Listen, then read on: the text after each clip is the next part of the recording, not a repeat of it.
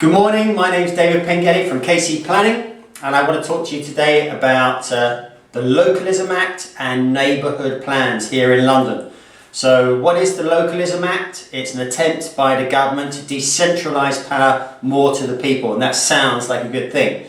And what are neighbourhood plans? That is how it is implemented. The power goes to the people and they can have an overview of how the future of their area is going to be mapped out, how it's going to be planned. So what I want to do is talk about the first one that has been implemented here in London, and that is in the tiny little residential area of Norland, an area of no more than 500 houses locked between Westfield on one side and Notting Hill on the other. I want to tell you that because I work for KCPlanning. We are a planning consultancy that works with developers, and we are not in favour of anything that makes our job of getting meaningful permissions even harder. It's already a very difficult job to get any permissions from the Royal Borough of Kensington and Chelsea. So I'm going to talk about the Neighbourhood Plan in Norland.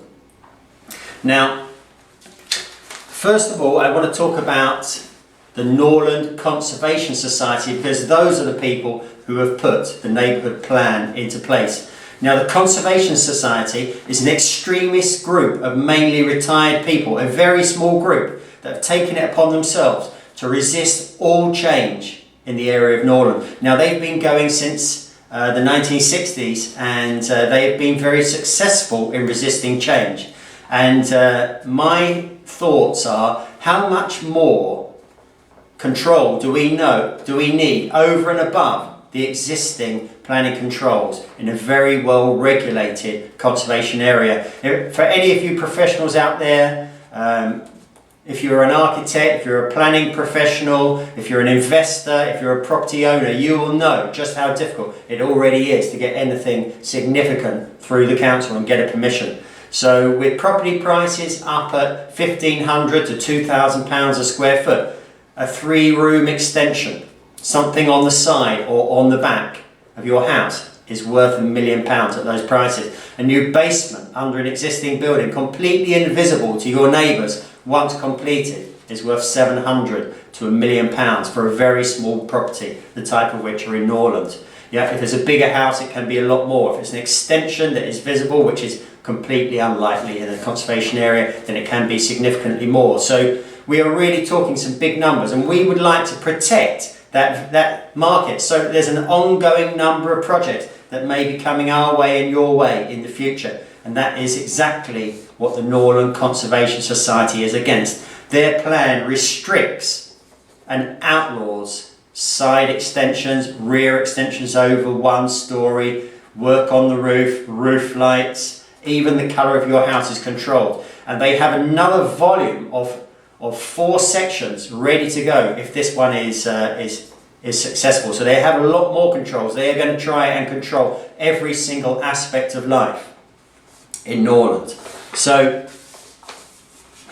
what I want to do next is just read out to you what the main aims of the Localism Act are. As I said, it's supposed to put power in the hands of people, and there are 4 things. Put more influence in the hands of local people over local issues that make a big difference to their lives. Provide appropriate support to communities who welcome new development.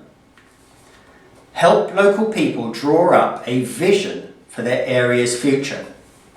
And reinforce the democratic nature of the planning system by passing power to the people.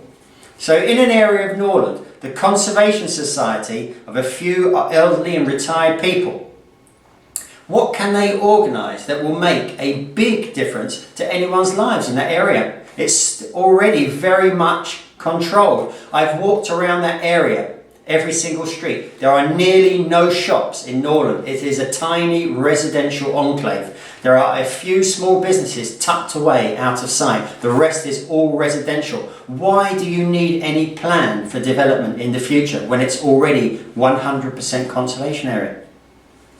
What part of the Norland Conservation Society welcomes new development? That is one of the stipulations of the Localism Act. What sort of vision is needed for an area where there are absolutely no development opportunities? What sort of vision? How can you change the mix that is already there, other than to perhaps resist the change of the existing commercial units to residential? Above, that's already controlled, so above and beyond that, what exactly is it that they think that they can do? I would say that the Conservation Society has subverted the Localism Act, and with the aid of the local council, they have put ever more stringent controls in place in an already difficult regime in the conservation area. So I would say that they absolutely do not need a neighbourhood plan in that tiny little area of Norland. Now, up in Camden, they are looking for a neighbourhood plan which is borough-wide. There obviously are areas of Camden, as we all know, that are different to others. There are areas which are, very residential and upmarket. There are others which are commercial. There are all sorts of areas. You could potentially have a plan there. Whether it is needed is a different issue, but you could potentially be in favour of that. But in an area like Norland, it is a complete waste of time. What potential for change is there in that area?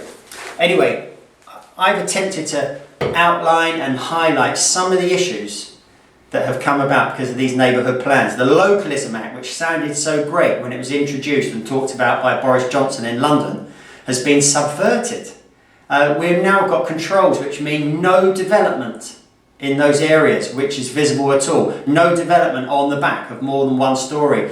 None on the side that changes the spacing between existing buildings. They even control outbuildings in your garden. They can control landscaping. They can control materials, the colour of your house. All those changes are already controlled now in Norland. There are over 30 areas of London that are going to be introducing similar changes, and they've been watching this with interest. So a minority, a very small group of NIMBYs has got together and used this act for their own ends. And all those people that are tenants in those areas, people who have a vote, people who are not property owners and not business owners, they can go out and vote against any kind of building work in their area just by putting yes on the referendum box, and the neighbourhood plan becomes a part of the planning process. So I hope I've opened your eyes to what neighbourhood plans are going to mean for architects, property professionals, development people, property owners and investors, business people who own their own property. What's it going to mean to you? It cannot possibly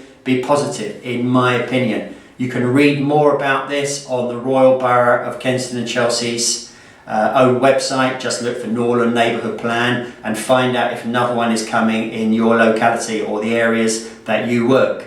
So I hope you've enjoyed that. I hope it's not been 7 minutes of your life that's been wasted.